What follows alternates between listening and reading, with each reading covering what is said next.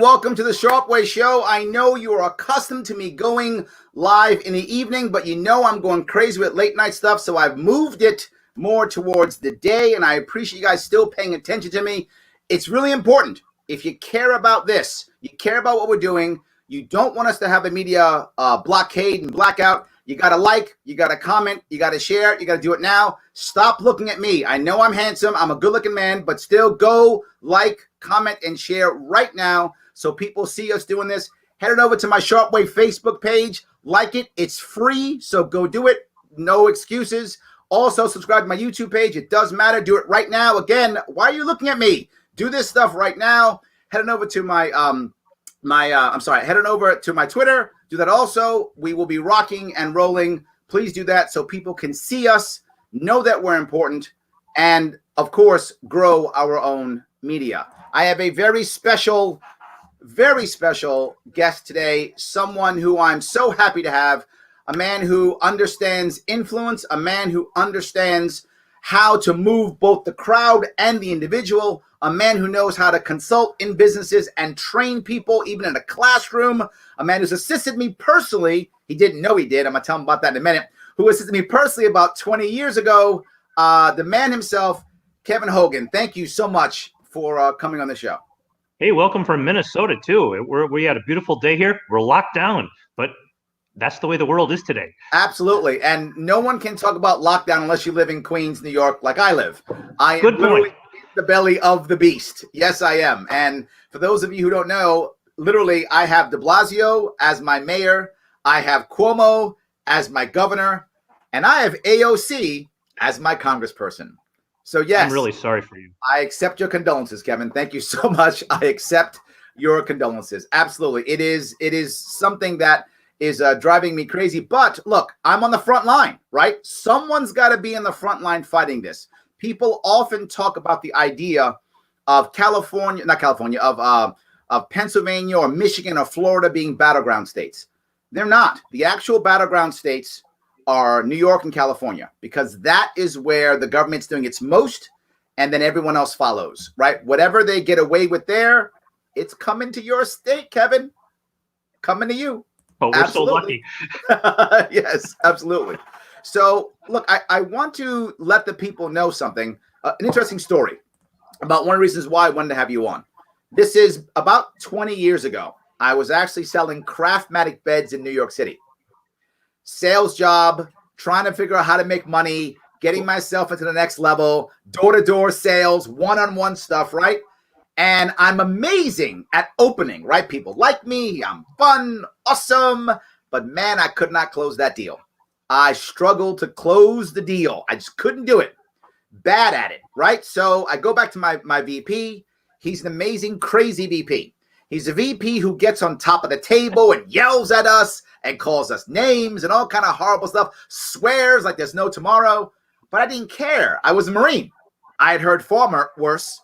I've been called far worse, and I didn't mind the aggressive leadership, right? So they're yelling and screaming at me, telling me things, and most people can't hear him. They can't hear him, but I could. So I went to him afterwards, and I said, his name was Mo. I said, Mo, help me.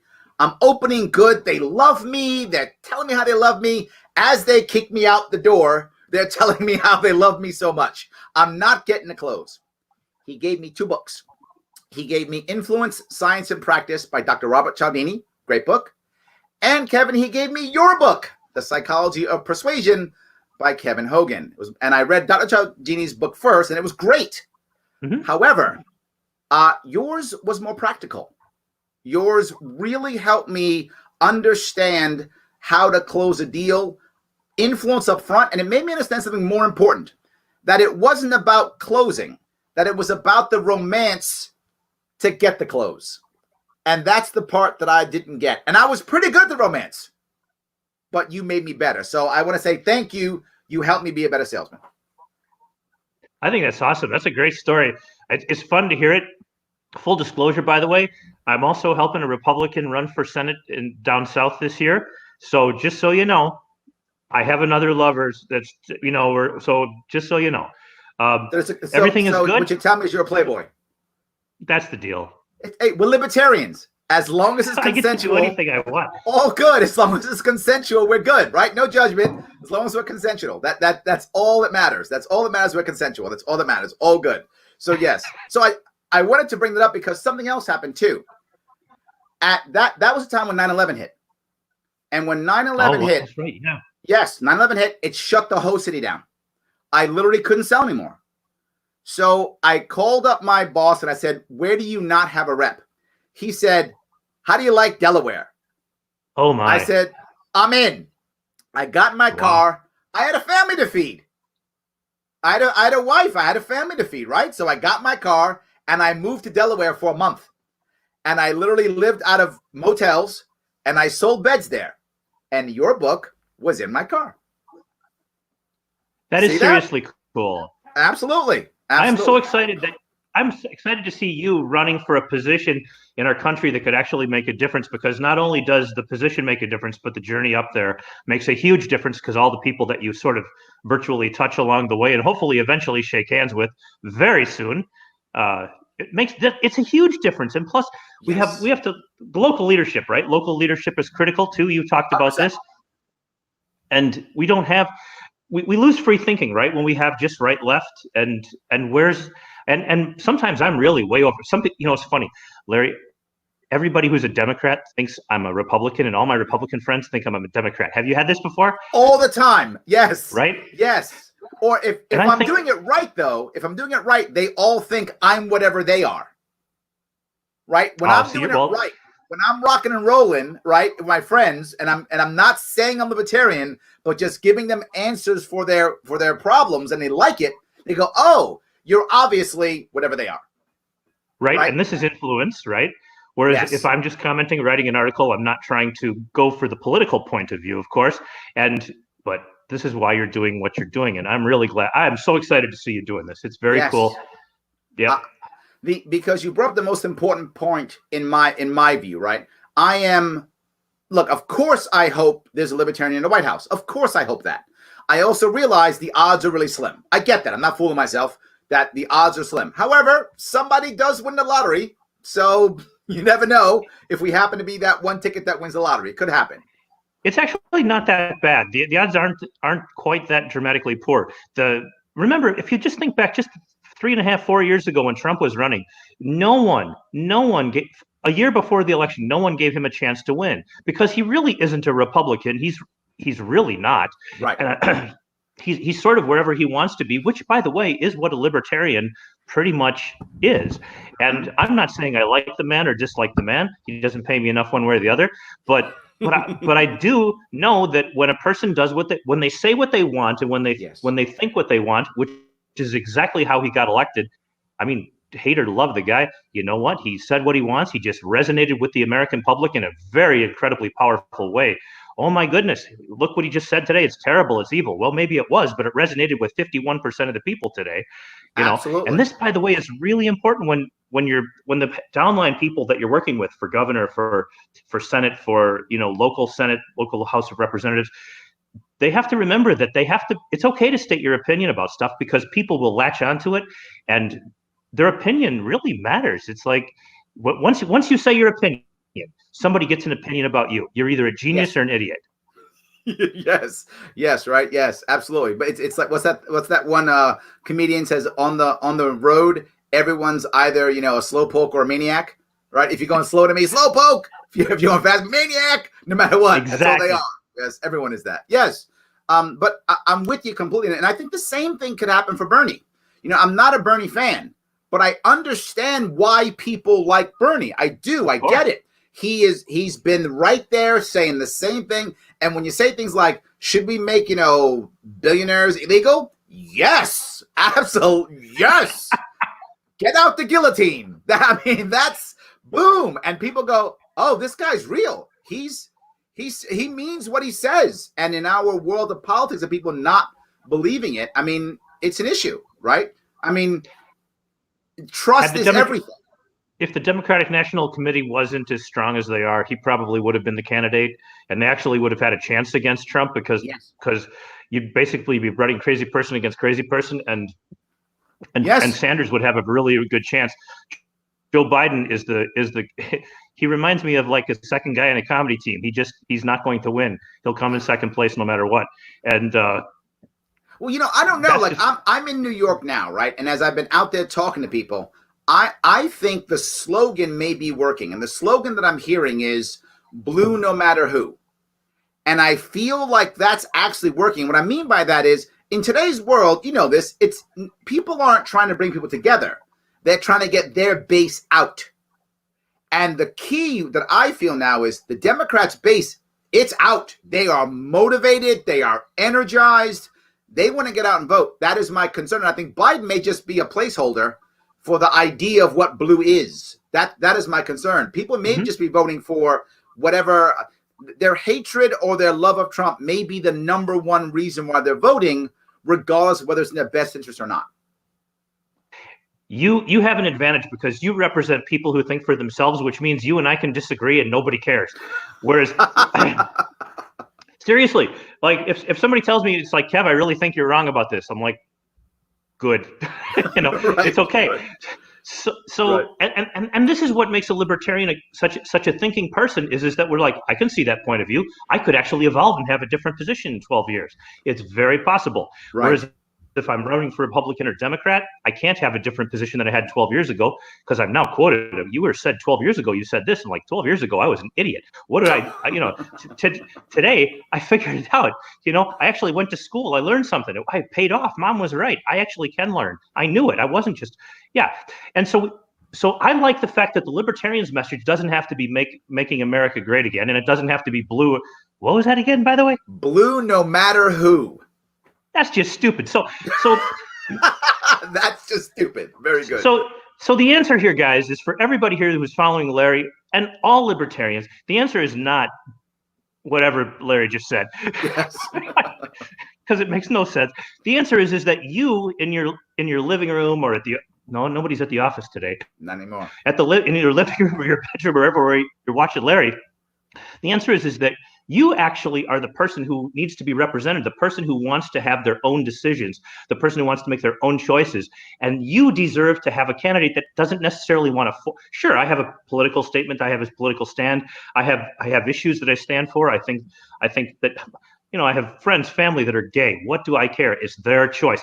Honest to God, I don't care. People's like, don't you have an opinion? I'm like, yes, I don't care. It's their right. Their world. Yes. This is how I was raised. It's like, it's none of my business, but here's the deal. What is my business is that as soon as you shut down one political point of view or one ideology, one religion, one church, one cult, oh my God, shut a cult down. Okay. As soon as you shut these things down, your church is the next to go. Yes. Okay. This is the deal. And so when you have the Republican or the Democrat guy say, oh, well, we got to do this. We have to have social distancing of 6 feet, not 7.2 feet or 4.9 feet. No. Okay. No, it's 6 feet. And that's the everybody safe knows that, Kevin. What's wrong with you? Only 6. 5 feet and 10 inches. You're dead. Do you understand that? Wow. Sometimes I don't understand you people. Well, the terrible thing is I'm not smart enough to know how far my coughing goes. I mean, I just wasn't that bright. And so essentially, if a person has a brain above their blue shirt here, then they should be able to make choices that are wise for themselves. And that's why I want Sharpe and people like Larry Sharpe running for office and getting elected. And if you have the capability, and now if you don't have the capability, you probably should vote blue or red, by the way. If you're not able to think and make decisions on your own, please do vote for the nearest candidate, that also represents inability to think. But if you can think, if you do have capacity, then say blue and red is nice, but it was old fashioned. There was also like another color in the flag, and let's use that one temporarily and pick another color. You can fill it in with anything you want, yellow, green, white, who cares what it is. But it's thinking. It's all about the thinking process. This is why, and I have to say his name, Ron Paul. I was just when I finally learned about Ron Paul 20 years ago, I was so endeared, and I watched him work so hard for this country, probably harder than anybody in the world. Here's another thing: when you're running for candidate or for office, it's really hard to talk about the founders, because we always think of old people. It's like talking about the gold standard. Oh, that's old fashioned. Oh, it's just intelligent and smart. But whatever, it's old. So we have to talk about the new. So the new guy in town is Larry Sharpe. Well, like that, right? Yes, he is. And that's what we want to see. That's what we want to see happen. So yeah, I'm so excited to see you running. This is awesome. I love what you're talking about, because what you're talking about is the idea of influence, right? The whole part of libertarian philosophy is I don't want to force my views on you, but it doesn't mean I don't have views. I can have views. I would just like to not hit you over the head with my views. Correct. I would like not to put you in jail if you don't agree with my views. It means that I would like to talk to you and get you to believe my views through persuasion, right? I mean, in 2009, let me give you another plug. I'm plugging you today. I'm being a fanboy, Kevin. See that? You're being a fanboy to me. I'm giving you a fanboy back. It's all good. It's a love fest. So in any case, so in 2009, my business was devastated. Crap. I had to fire my employees. I mean, as I joke all the time, I thought I was the smartest guy in the room because I had two different industries which would never collapse together: investment banking and commercial real estate. They'll never collapse together. Ouch. Exactly the worst that I could have possibly had. My income dropped by 90% almost overnight. And I was an entrepreneur, and you know this. I was optimistic.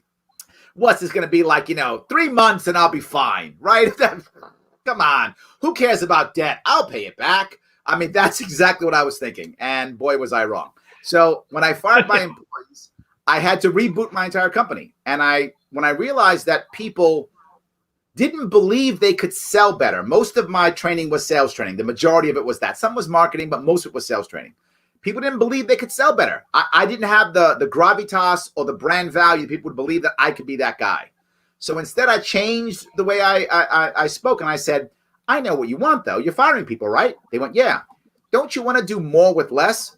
Oh, my God, we do. Well, guess what? I have a high-impact leadership course. Then I reopened up books, and I made a high-impact leadership course.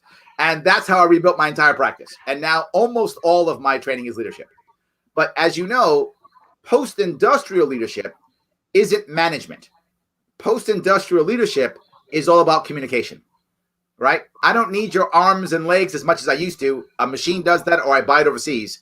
What I need from you is your intellect. I need your imagination. I need your ability to change as fast as everything else changed. I need all of those things. And you're not going to give that to me unless I can influence you and you can go, you know what? I want to be here. I want to volunteer. This is volunteerism. This is how the libertarian message actually goes directly into business. And I try to get people to understand that this is a human message that covers politics, business, family, all those things. I raise my kids this way, right? My people say, your daughter isn't very rebellious. And I go, oh, she is. And they go, well, what do you mean? She doesn't rebel against you. Because I give her nothing to rebel against. If I don't order her around, she can't rebel, can she? So it reduces the chances. And by the way, I did the same thing. Absolutely. And I'd rather have them get in trouble at my house than somewhere else. Absolutely. I always tell my daughter something very important. I say, if you get in trouble, you call me first, not your mother first, right? Because two reasons. One, your mom will get mad first, right? And then deal with your problem. I'll deal with the problem first, right? I'm the only person on this planet who will help you bury the body. Nobody else will. So you got to call me first. Take care of that. So anyway, yes, I just wanted to bring it up. It really is an all-encompassing concept. The people who watch this, it's really cool because I have many friends who would classify themselves as libertarians, but even libertarians have a hard time as classifying themselves as something. So I'd like to give everybody just a frame to think about this within, because it's like you look at a Democrat and you're like, God, I don't want to be a Democrat, Republican. I don't want to be. We would even deny. I was trying to think the other day. It was interesting. If I had ever voted for a Republican or a Democrat, and I haven't, I voted for 4 elections. 2 times it was Ross Perot. 2 times it was for Ron Paul. That's it in my whole life. And people, I swear to goodness, I've had people come up to me, Larry, who say, so Kev, so basically by voting for Trump or by voting for no one, you voted for Donald Trump, is what you're saying, right? I'm like, wait a minute, hold it. Yes. Who said this? Yes. I did not say that. Basically, Yes. what I did is I said our candidates suck, and I'm not going to vote for any of them because nobody actually cares really about my freedom. That's really, Right. it's like there's this thing, the Constitution. I really like this document. It's pretty cool. It's like it's very, very well done. Best in the world, no kidding. It's like, now, are we the best in the world anymore? Only because everybody else is equally as horrible. Sure, maybe. But Okay. we can be way, way better. We can return to logic and rationale and what we stand for. I always tell people, you have a choice in the world. You can live where you want to live. You can live where you want to live. I spend a lot of my time, about 50% of the year, I live in Europe, and 50% of the time I'm here. And I spend a lot of my time, almost all of it, Eastern Europe. And I'm telling you, until you have experienced what socialism and those kind of things do, you probably would prefer that direction is not the direction to go. There are libertarians that like the social direction. I'd love to have a conversation with you guys and debate that one out. By the way, it's okay to have that belief structure too. That's the whole point. It's like, and if I were running for president, and I'm not even thinking about it, but if I was, I would seriously want to give power back to not the states. Screw that. I want the power back in your house, like Yes. in your house. In the individual's house. Like, I'm the dad, that's the mom, those are our kids, and we're all smart enough to figure it out. We know we don't beat up the neighbors. Nobody. When was the last time you saw a libertarian beating up the neighbor kids? Never. Why? Because he told them, mind your business, and you do. You take care of your stuff. You don't hurt anybody else's stuff. And it's like, this is actually sort of an ideal way to live. It's like, folks, I got you going. I love it. Oh, no, I got you going. Throw it at me. Go ahead. Republican neighborhood, very, very strong religious values here, which I love to watch and observe and experience that, because I know that if they do anything, because I was once very, very religious, and it's like if you have very strong religious values and you do stuff wrong, you have to answer that to a higher power. So I love living where I live. But all things being equal, yes, that's exactly right. James just writes, libertarianism and humanism go hand in hand. That's the deal right there. The desire to have freedom for myself, choice for myself, and also for the other person out there. And I think this is where we win. This is where, if this is the message, that you're smart enough to make your own frickin' choices, I think that message works, because all we have to do is look at the pandemic, whatever you want to call it. It almost doesn't matter anymore, because everybody is now an epidemiologist, right? Yes. Everybody's an expert. True? Yes. True? As I told you, 5 feet, 10 inches, dead. That's what I told you already. Yes, dead. Correct. So we're all experts now on this. I think this is the common enemy to me. The common enemy, but by the way, guys, the common enemy is an influence term that we use in influence. If you want to win at whatever it is you want to win, you have to have a common enemy.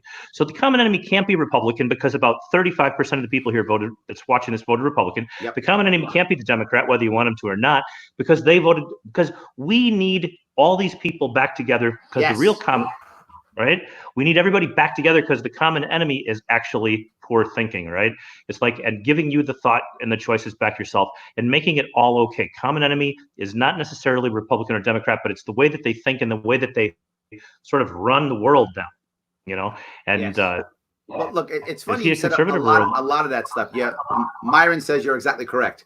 So yes, the thing I want to bring up here, though, is there's one part of this that libertarians struggle with, and it's the idea that there are a lot of people who really don't want to be free, who would rather be told what to do. And the reason why they'd rather do it, and I look at this from my leadership, which is people want the boss to tell them what to do, because if they do, they're not responsible. As long as someone above them is giving them orders, they're not responsible. It's not my fault if I don't do well. The government stopped me or helped me. It's not my fault if my kids don't know anything. The government school failed me, right? There's always it's much easier just as human nature to say, well, Kevin's book was bad. That's why I'm a bad salesman, right? Not because I didn't work well, right? So yes, so you can do whatever you want, right? The issue is as long as I'm doing as I'm told, and you hear this all the time in two specific ways. I think when I go into business and consult in the business, I listen for this. When someone makes a mistake, what does someone say? Do they say, why did you do it? Or do they say, who told you to do it? Two separate phrases in a business environment. Oh my God, does that change that environment right there? If someone says, who told you to do it? that environment is not a responsibility. It's about blame. If someone says, why'd you do it? That's about responsibility. And you can see that in business, but you also see in the world when as soon as something goes wrong, they're not looking to actually fix anything. They're looking for someone to blame. And this is great because we're in a really interesting period. And you and I talked briefly about how it's actually possible that Republicans and Democrats don't win an election because you're now in a period here where we all were put into the same petri dish at the same time. Yes. This is the first time in history this has ever happened, right? We're all stuck in the same situation, and none of us like the way it was handled by somebody. None of us like the way it was handled by somebody. So again, vote gold, I love it. So I want just think about it for a second. That we have two jobs. First of all, to have what we would like to have, which is people living like within their own wisdom, within their own logic, and being able to do what they want. But also, we want to give that freedom to other people to show them that we respect and appreciate their point of view and understand it and want to learn more about it. And who knows, maybe we'll change someday too to what you think. I'm not here to convince you of that. I'm here to convince you of the person who will give you that world. Okay. Right. Okay. Right. So as you're talking to friends and neighbors out there, we don't want to sit there and go, oh yeah, well, the enemy is really being told what to do. Pandemic, right? Just think all the pandemic. The question is what didn't you like about what did you not like about the way the pandemic was handled? Okay. Now I don't think this is going to be over anytime soon. This little thing is going to continue on because, right? This is not a quick fix situation, which is why your message has a good chance right now.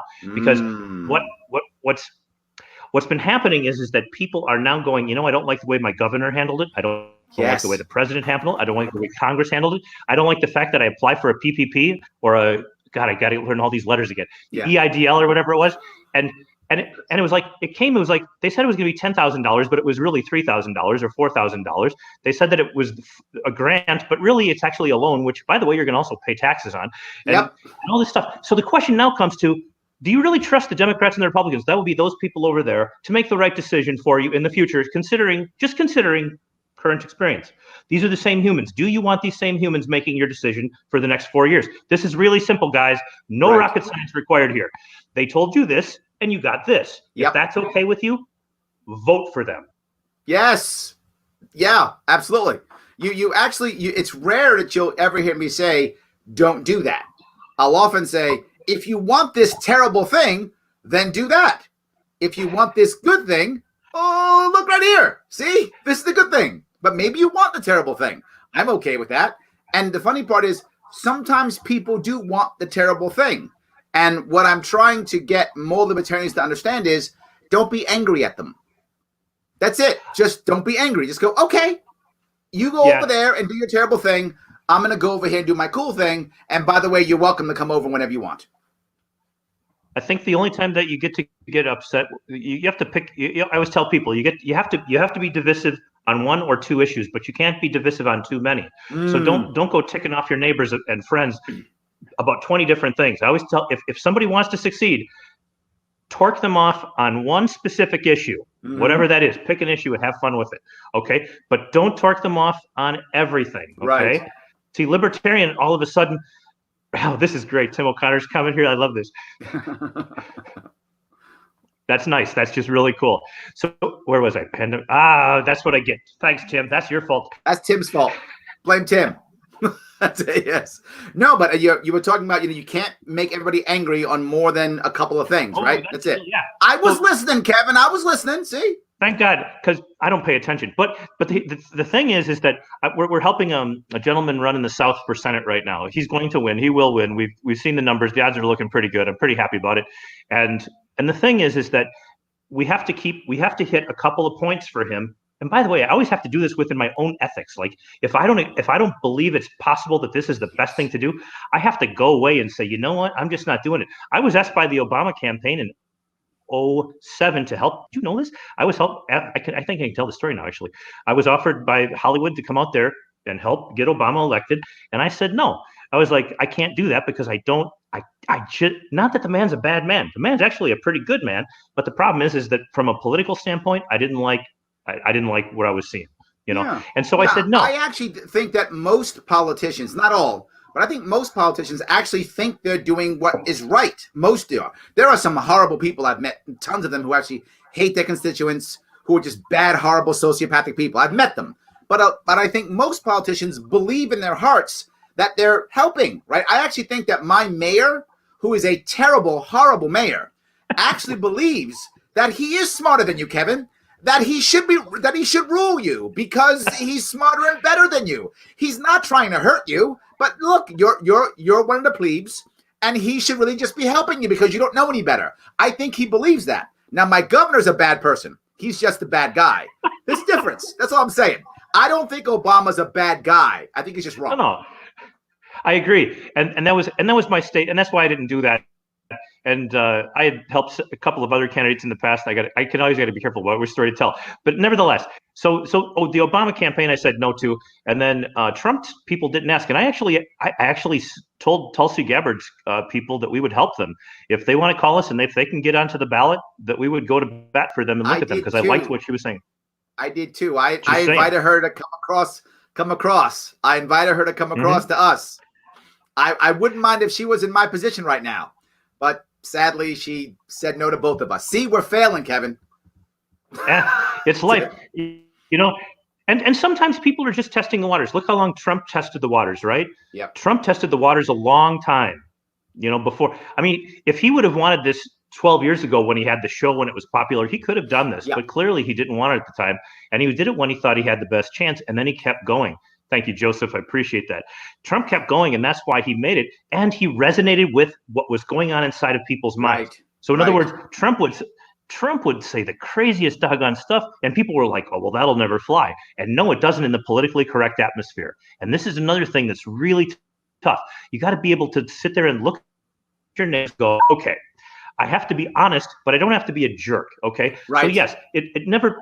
Okay. So we don't have to be an idiot and say, oh, and then pick a bunch of words that we just are just nasty. That's not necessary. Right. But to be strong in what you believe and what you know, and that you do to deserve. This is the United States of America, at least for now, and like I say, Eastern Europe is my second home. And I'm telling you, you don't want to get sick in Eastern Europe. You'd rather be sick here. Right. Maybe not in the New York hospitals where they have ventilators. I'm not a big fan of ventilators. Yeah, just sticks. Oh, man. So I love how I get you going. This is great. I'm going to have you on like every week. This is awesome. I just love it. I just get you going. It's good. No, but to be forward, the Republicans in New York State actually asked me to jump on their ticket. They said, well, why don't you become lieutenant governor instead of running for governor as Libertarian?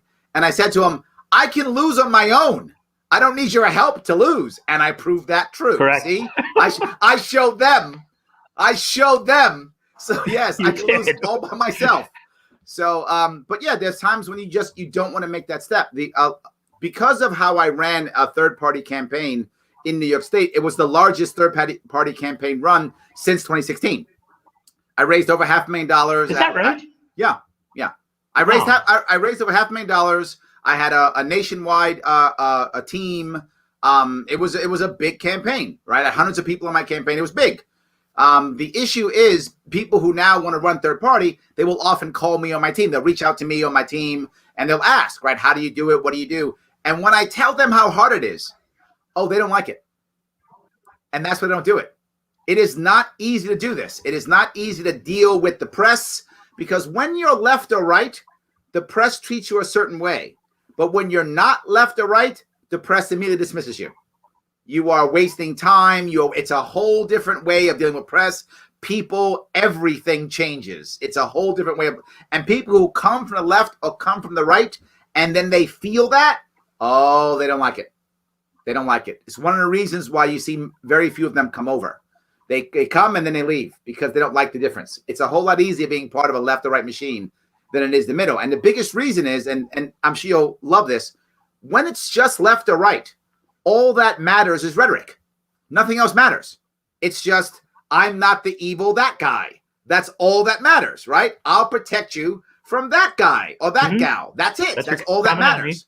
But when I'm third party, I have to actually have answers, which is why I spent so much of my campaign on policy, so that when I talk to people, they'd say, well, how do you deal with the roads, or whatever they would say. I would then tell them, this is how. And they go, oh, that makes sense. Yeah, it does. And that's, you can actually get what you want without having to use government to get it. I literally did this last 3 or 4 weeks. Every week on Wednesday and Thursday, or Thursday, I would go on and I would go down Bernie Sanders' website.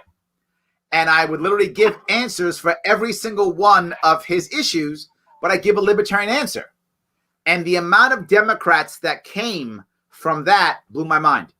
The amount, because they were like, oh, because I let them know, I want the same outcome that you want. I just don't want to use government force to get there. That's the deal. Because, and again, this comes down to, and this is what you tell your neighbors, as long as you give the government power, the pandemic, this little pandemic, which whether, no matter what people believe about how your state was treated and what you did, first of all, what did you not like about it? That's really important, guys. Trump's like, yeah. This Joseph's yeah.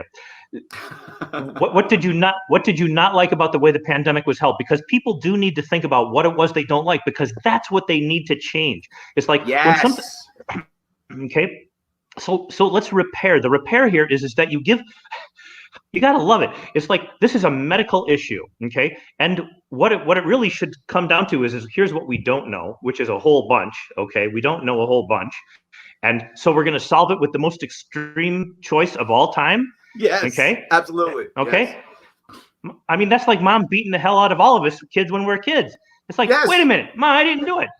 Yes, I totally agree. I mean, it's a big problem. But the other issue is we have something which, again, I fall back to business often, right? I fall back to business often because that's what I know, right? I came to the Libertarian Party, believe it or not, through Robert Ringer. Do you happen to know Robert Ringer?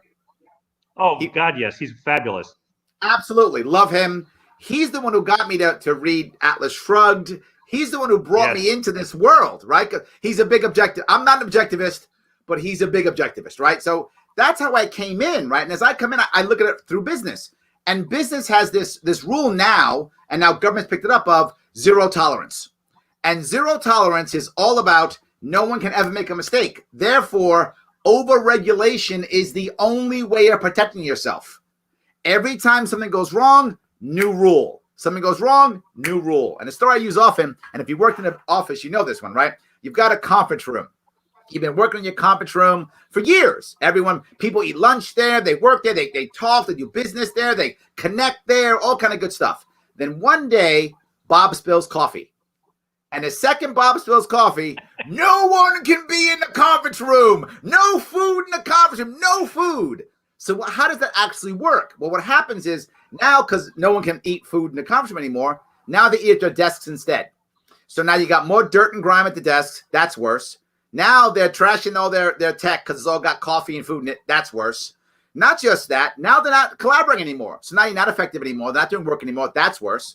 But here's the worst part. Jane is the #1 sales rep. She walks in there with a coffee and donut and says, fire me. And you go, I can't fire you. I know, so I'm having my coffee. So now the elites get to do whatever they want, right? And Susan, well, you know, she's a partner.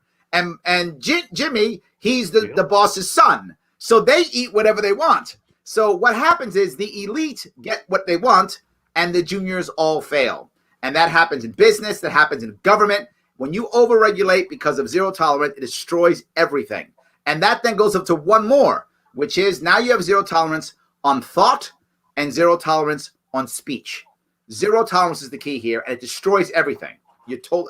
I'm sorry, you got me going off now. See what you did? That's your fault, Kevin. You're doing good. That's your fault. Absolutely.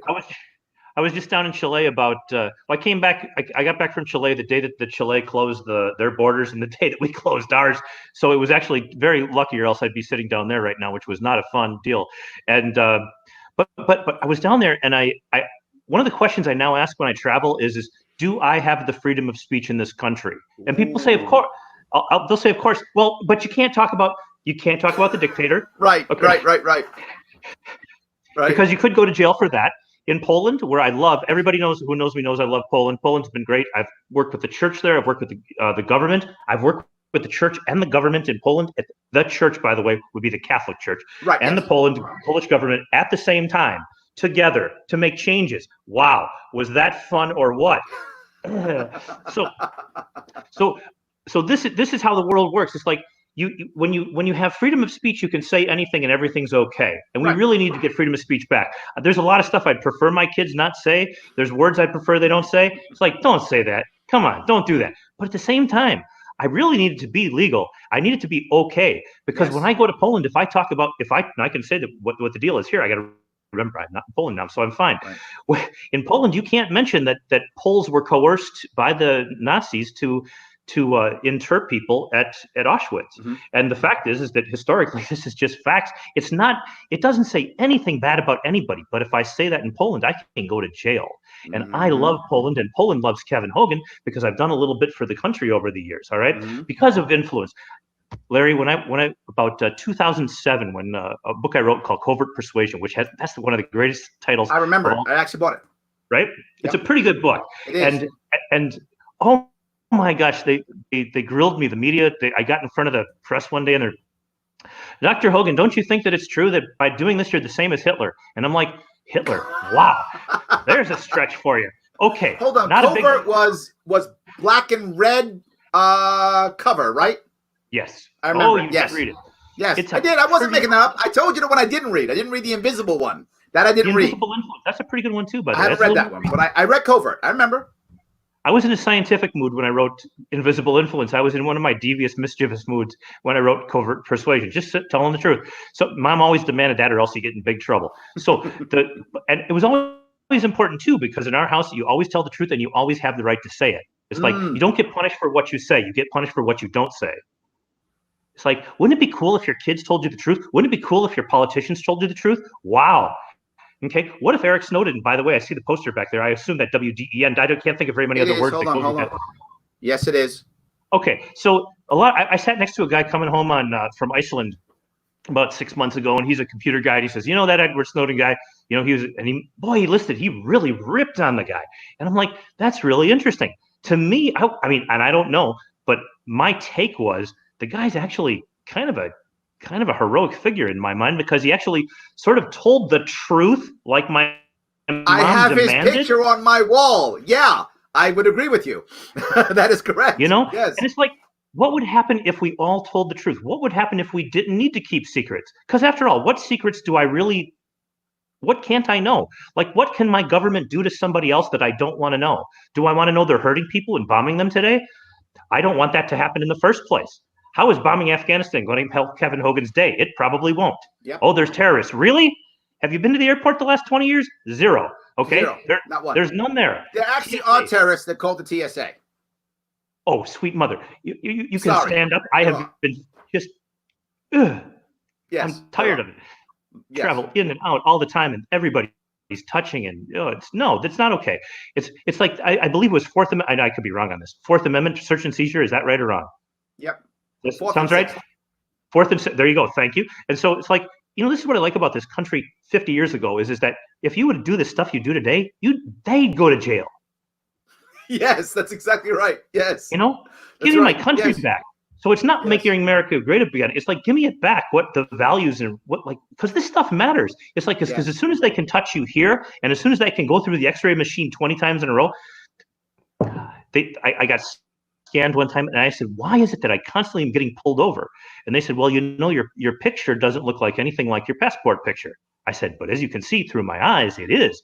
They said, yes, but as long as your passport looks different than what you look like right now, you're going to get pulled over. And I'm like, that's not random. Right. Yes. Correct. Yes. Absolutely. Damn it. That's a reason. Yes. That's not random. Yes. Okay. That's probable cause. Tell me probable cause. But the other piece that bothers me about that whole thing is, now that we're going to look back at 9/11 like we look back at Vietnam, right? Vietnam changed our country tremendously. It really did. And I mean, at a cultural level, it really changed our country. If you go prior to Vietnam, almost always, and some part during Vietnam, the elites in our country believed in our military, believed in our government, because they sent their sons, not many daughters then, they sent their sons off to war. Even the elite did. Now, the elite don't send their sons to war. The elite keep their sons home because they think, oh, these wars just perpetual wars, for the poor people to fight. They don't even imagine that anymore. That's changed. And 9/11 made it the big difference, right? I did bring this up all the time. And again, I'm on my leadership thing, right? A good leader doesn't say, Kevin, something bad's happened. Do me a favor, stay home, shop on Amazon. I got this. That's not a good leader. A good leader says, Kevin, something bad's happened. Get off your ass. Help. Come on. We need you. That's what a good leader does. And since 9/11, that's changed. 9/11 said, we got this. Don't worry. Bombing solves everything. We'll take care of it. We'll just bomb some people. You go back to shopping. And once that happened, the nanny state was enshrined. It said, we got you. Be quiet. Do nothing. Do as we say. We'll keep you safe. And the thing that bothers me is above the Snowden picture, you see my Marine Corps picture, right? I was a Marine for many years. Yes. And the oath that I took is the same oath the president took. And it was not an oath that said, I'm going to protect every single American from every single thing, everyone, to include you, Kevin. That wasn't what I said. What I actually oath I took was, I'm going to defend and support the Constitution. That's the oath that I took and the oath the president took. And after 9/11, that oath went out the window. Because everyone goes, number one answer is to keep us all safe. No, it isn't. Prior to 9/11, that was not true. So now that it is true, now they have every right to now, as we found out, literally keep you locked in your home under house arrest to keep you safe. That began in 9/11. Months. For months. 2 months. How would you love to? It's now. We sort of have our own social distance here, and I like space, right? So space is cool, but not everybody else has space in the world. When I go over to Europe, I usually spend time in a little teeny little apartment. If I were stuck in an apartment for 2 months, I can't actually imagine, because I've done it a few times, but not on purpose and by force, and that I can't go to the grocery store without hitting my SMS text message, and that's the only way I can leave is with an SMS text message from the government. Really? Is that really okay? Yes. I'm sorry. Who the hell are you? Did I not give you that job? That's my responsibility. I pay for this job. Tell your neighbors. It's great that you social distance or didn't. It's great. I have people, they call up the police here in town. They'll say, there's people that aren't social distancing. And the police, this is on 911. And I'm thinking, God, really? Okay, I'm going to tell you, Kevin, you don't get to say that. Here's why you don't get to say that. Where I live in Queens, we have what's called 311. We have a special line for this. No. Yes, not 911. We got the 311. That's the get your neighbor. That's the 1-800 snitch. That's us. 1-800 I'm a Nazi. That's what that is. We have 311, and where I live in Queens, the highest rate of calls. Get out of here. Yes. So I get you, but you're high school. You can't handle what I handle. You're JV. I'm the major leagues here, man. Thank you for serving, not in the Marines necessarily, but in New York, because that would. And by the way, thank you for your service there for real too. No, I think it's horrifying and it's really important that you let people know. And I would say this to every neighbor I have, including the ones who said it. Aren't you glad that people don't call and comment to the police about you? Okay. That would be the influential piece, because there is something, and I know this factually after doing all the data research, there's something that we all do. Everybody who's watching this has something that they prefer the police didn't know. Snitches get riches. Myron's right on that one, boy. And the thing is that as you're communicating with people, because one of the reasons that Larry wanted me to come on to the show today was really to talk about, just to hit on just a few key ideas that people can use to spread the libertarian message downline. All right. Not electing a president, not electing a vice president, but really what can we do like in the neighborhood? What can we do? So when the message hits in 2 months and 3 months, people go, oh, libertarian. That's not liberal. And it's not right-wing Republican. Actually, it's not actually even in the middle, because just because something is +8 and -8 doesn't mean that it's 0. It really is. We have looking at money. If you look at the libertarian population, they're actually, first of all, they're not the richest people in the world, but they're not the poorest, because they're independent. And so independent people don't strive to be the billionaire. That's not interesting. Nor do they strive to be poor. Okay. I was born poor, grew up poor, just like you did. I grew up in Chicago. You grew up in the Bronx. I'm telling you, that's two tough lives. Yes. But you can escape, and you can escape through the libertarian philosophy, because if you look at the philosophy, it is partially based on objectivism, and it is Sure. partially based on more current work. Robert Ringer's work. Everybody should read his work. Oh my goodness, his first two books are really the core Looking out for philosophy. number one, and then Winning to through be or intimidation. not to be. No, they rebranded it. It's because that was harsh. Now it is I talked to him be about that, or by the not to be intimidated. I told him They not to do rebranded that. it. They rebranded it. Yes. Okay, so about 10 years ago, I had the conversation with him, and I was like, "Don't do that." I go, I wrote your book. I wish I would have wrote the book. I read the book because it was such a captivating title. It was his title that got me to write Covert Persuasion, which was the 8th most downloaded book on planet Earth in 2008. Okay. Wow. That's big. That is big. And so if you can put a title out there, it's okay to make something that grabs attention. It's all right to do that, So I will have to drop a note. I didn't know that they had changed that. They probably did it 5 years ago, and I didn't even pay attention. But yes, it's now to be or not to be intimidated. See, I'm not making this stuff up, Kevin. I read this stuff. I'm not making it up. That's painful too, because that shows that we put too much pressure on an author, and I don't particularly like that at all. Too much pressure on an author to be politically correct. Yep, absolutely. His latest book, I think, was Action. Nothing happens until somebody moves, or something like that. Pretty good. That was a good book too, actually. Yeah, but not it's not on the same level. Correct. Not on the same level as the first two, but nevertheless, I do like. I asked him if he would do a gig for me, and I love the guy because he says, "Kev," he says, "I'm not going to do it for less than 25,000." I'm saying, "Here's the deal: I don't pay. You do it because you get my platform." He's like, "Well, I can't do that," and I'm like, "You know what? I respect that. I say the same thing all the time." I love it. I love it. He's hardcore. He's all about the brand. He is all about the brand. It totally is, and he lives it, and that's and that's what every single person in the neighborhood needs to do. What is your brand? Everybody needs to. Well, I'm not a brand. I'm not a product. Oh, yes, you are. When people see you, they use words to describe you. What are those words? What are the words that people use to describe Myron or Joseph that wrote on here? What are the words that people describe you? There's only 7 or 8 words that people use to describe each of you guys that are watching this. What are those 7 or 8 words? Seriously, you should write that down. What 7 or 8 words do people use to describe you? Okay, because whatever they are, it may not be what you want. Okay. What do you really want? You know what you want? I understand other point. Kevin always understands the other point of view. He has really strong beliefs of his own. He doesn't push them on anybody. He shows you how to get your beliefs accepted. Okay. All right. So it's like, and he can be wrong. Wow. Absolutely. Who can be wrong? Yes, he can. Who can be wrong? Absolutely. Man. So yes. So as long as when they talk about me, one of the words is good looking or handsome, I'm good. Right. The rest is irrelevant. I'm totally only about just the surface, totally shallow. That's all I care about. Good looking or handsome. I had a woman in the front row one time said, this is 15 years ago. She says, "Gosh, you got a nice butt." And I was like, "You are the smartest woman I have ever seen in my life." There we go. Exactly right. I love that. I was so appreciative. Yes. There's actually a tool that I actually use.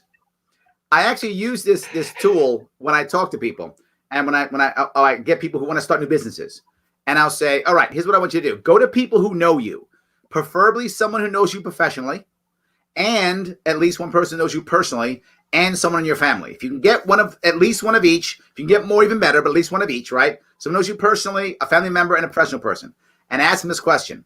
All right, tell them up front. Look, I'm trying to do a little exercise that my coach told me. So please bear with me. I'm going to ask you some crazy questions. Bear with me. And then say, "Hey, Kevin, what food am I?" And then whenever you ask, I don't care what your answer is. I then go, "Great. Why?" That's the words. Whatever comes up after why is the words, right? "You're a peanut butter and jelly sandwich." Wow. Why? Well, because you're, the words come up. I don't care what the actual answer is. I care what the why is. And you can use anything you want. You can use food. You can use restaurant. You can use article of clothing. Good. You can use animal. It doesn't matter what you use. It's irrelevant what you use because I don't care what the actual answer is. I only care what the why is. The why gives it to you. And if you find any string that's the same, that's how they actually think about you. And if you get 3 different types of people and there's any common string, those 3 words are your brand. That's your brand right there. And if you don't like it, you got a problem. And if you like it, life is good. Jump on it. Life is good. So yeah, I'm with you totally. The why question, I think, gives you that. And you don't even have to ask. I mean, you don't have to like go through what words we use to describe me, because then they'll be afraid and they'll lie to you. So I don't want them to lie to you. So you give them a silly exercise. No, we don't want that. And they tell you the truth. That's what I always use. Like so I agree with you completely. Do you when people talk with you and they interview you about the politics, does the question ever come up? But how do you? Here's the thing I want to solve for the people watching this. And you're running, and you're going to probably run for VP here as the Libertarian Party, which I think would be awesome. I hope this happens, and I hope it works out this way. It's going to happen. I'm going to win. Of course I am. Of course. And I want to make sure that everybody knows the reason, by the way, because that's important. So make sure we write down reason. So we got to come back to that. But do people ever ask you the question, geez, you know you're not going to win because after all, there's 45% Republican, 45% Democrat. So nobody's going to vote. I mean, why would people go vote for the Libertarian? Do people ask you this question? All the time. All the time. Consistently. And it depends upon the audience, right? You know, this depends upon my audience. If my audience is, say, New York State in this case, I'd say, so you're saying it's a wasted vote? And they go, yeah, it's a wasted vote. I go, great. So what if you vote for Biden or Trump? What's going to happen in New York State? Well, yeah, Biden's going to win. That's a wasted vote. No matter what you do in New York State, Biden's going to win. You voting for red or blue, by the way, that is a wasted vote. But if you vote gold, you know what you do? You move both parties away from rhetoric and towards policy.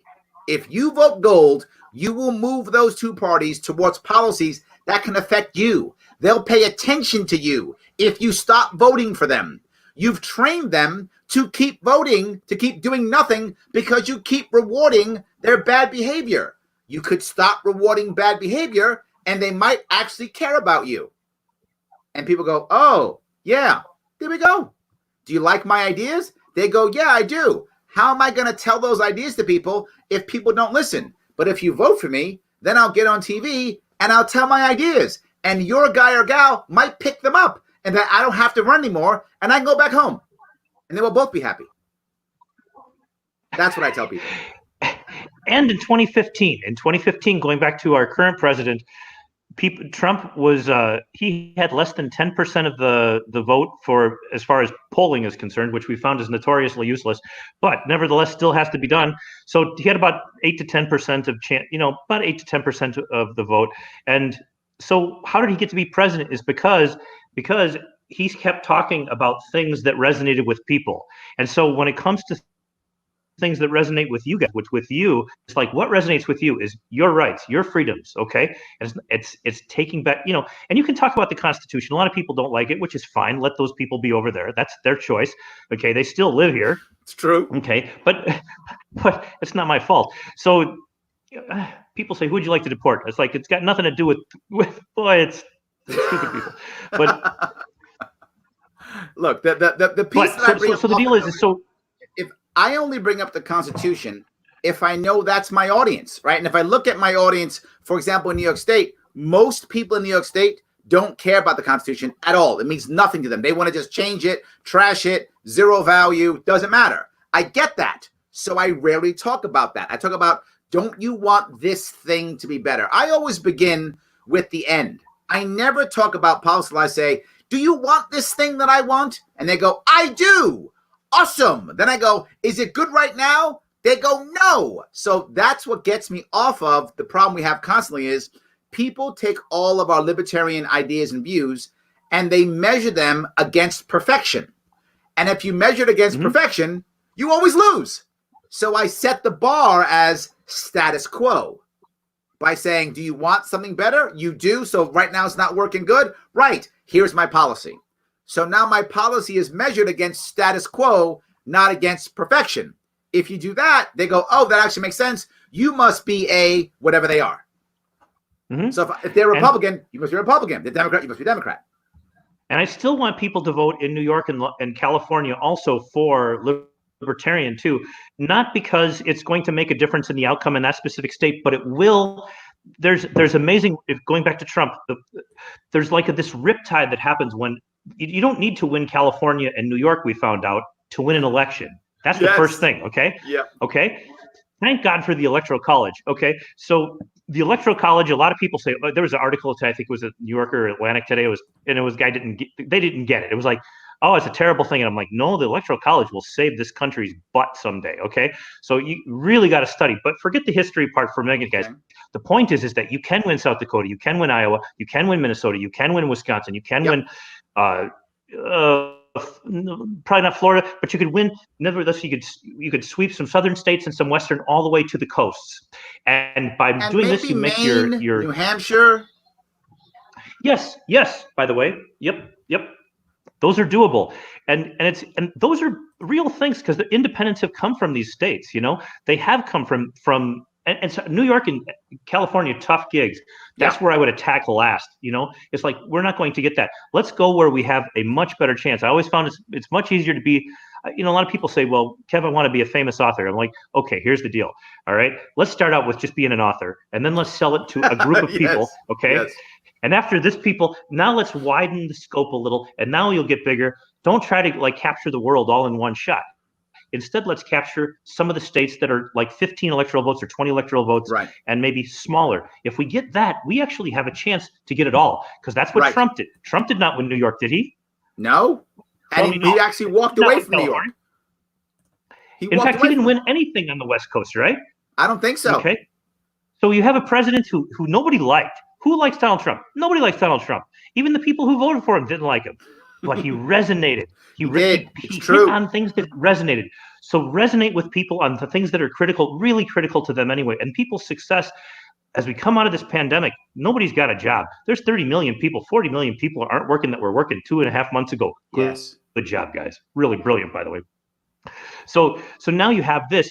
It literally is an opportunity moment for libertarianism. Really is, because the libertarian would never, ever have done this to the United States of America. Republicans, I literally had Gary Johnson on the show yesterday, day before, and who would have been, if I would have had my way, who would be the president now, because I voted for him in 2016. If he would have been president, he literally said, "You can't lock people down. You can't do it." He was just no. There was no doubt in his mind that that's wrong. He would have never done it. It's not okay. And just because, look, if Sweden doesn't do it, you know, and Sweden's some of the smartest damn people in the world, and South Dakota didn't do it. They're some of the wealthiest people per capita in the world. It's like, come on, let's think about it. How many more people died in South Dakota than everywhere else? None. How many more people died in Sweden than no more people? It's the same numbers everywhere. So in other words, you didn't have to stay home. Sweden actually kept it flat without shutting down. If you look at Sweden's death rate, and it goes up and down, but it's basically flat, even though they didn't shut down. I did not know that was the status there. Okay. But I mean, they didn't do concerts and stuff like that. I know that. And, you know, I have to keep up on Europe because I go there. But the government didn't tell them they couldn't. No. They chose to not do it. That's because they're grown-ups. Yes. They said, we probably shouldn't do a concert. That would be a bad idea. People might die. Let's not do that. Because we have all this knowledge we don't know about. Until we learn, it makes sense. But you certainly don't have to put a gun to my head and say, Kev, you got to go home, dude. Right. Right. Absolutely. I appreciate that. So really, anyway, Kevin, I'm gonna have to let you run. Mm-hmm. I can't tell you how much I appreciate you coming on. It's so amazing, so awesome. Thank you so much. Is there anything that you want to talk about before we leave? And by the way, for more information on Kevin, head on down there to where you see it across the bottom, kevinhogan.com. He's got great content. And buy his books. I've read them. They've helped me tremendously. Buy his books. So anything you want to talk about? I think it's great that people are watching and talking about an alternative that makes logical sense. There's a rational base to this. Folks, go do it this year. If you have any questions on how to, do local work, drop me a note at kevinhogan.com. I'll personally drop you a note for this specific issue, this only, but this specific issue, I'd be happy to help. Take care, everybody. Awesome. Thank you.